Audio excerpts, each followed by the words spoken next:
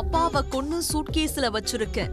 இப்படிதான் அந்த தாய் தனது மகளிடம் அவர் செய்த கொடூரத்தை பற்றி கூறியிருக்கிறார். அதிர்ந்து போன அந்த மகள் வெளியூரிலிருந்து பதறி அடித்துக் கொண்டு சொந்த ஊருக்கு வந்து பார்த்திருக்கிறார். அவரது அம்மா கூறியதைப் போலவே சிவப்பு நிற ட்ராலி சூட்கேஸ் இரண்டாக வடிக்கப்பட்டு சடலம் வைக்கப்பட்டிருந்தது. உடனடியாக காவல்துறைக்கு தகவல் அளிக்கப்பட்டிருக்கிறது. கொல்லப்பட்டவர் சந்தோஷ். 43 வயதான இவர் ஜாஷ்பூர் மாவட்டத்தில் உள்ள பிஞ்ச்பூர் கிராமத்தை சேர்ந்தவர். இவரது மனைவி லதா. இந்த தம்பதிக்கு 3 பிள்ளைகள் உள்ளார்கள்.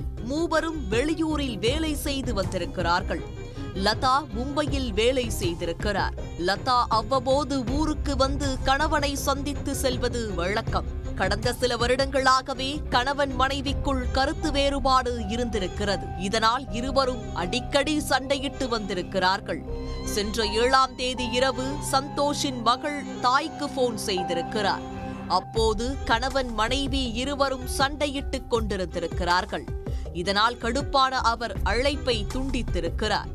அடுத்த நாள் காலை மகளுக்கு போன் செய்த லதா சந்தோஷை அடித்து கொன்றுவிட்டதாகவும் சடலத்தை சூட்கேஸில் அடைத்து வைத்திருப்பதாகவும் கூறிவிட்டு அழைப்பை துண்டித்திருக்கிறார். மகள் வீட்டுக்கு வந்து பார்த்தபோதுதான் தாய் கூறியது உண்மைதான் என்பது தெரிய வந்திருக்கிறது. சடலத்தை ஆய்வு செய்ததில் கூர்மையான ஆயுதத்தால் தாக்கியதற்கான தடயங்களும் இருந்துள்ளன. சந்தோஷை கொலை செய்த லதா சடலத்தை மறைக்க நினைத்திருக்கிறார். விடிய விடிய சடலத்தோடு இருந்தவர் இறுதியில் சூட்கேஸில் அடைத்து வெளியே கொண்டு சென்று வீச முடிவு செய்திருக்கிறார். ஆனால் அந்த முயற்சி தோல்வியில் முடிந்திருக்கிறது. ஒருவேளை எப்படியும் போலீசில் சிக்கிக் கொள்வோம் என்ற பயம் ஏற்பட்டிருக்கலாம். இதனால் மகளிடம் உண்மையை கூறிய லதா தலைமறைவாகி இருக்கிறார். இந்த சம்பவம் தொடர்பாக வழக்கு பதிவு செய்த போலீசார் தலைமறைவாக இருக்கும் லதாவை தேடி வருகிறார்கள்.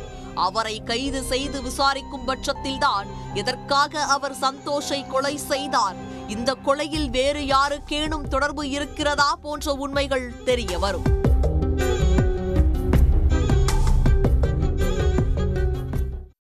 உடனுக்குடன் செய்திகளை தெரிந்து கொள்ள சன் நியூஸ் பெல் ஐகானை கிளிக் பண்ணுங்க.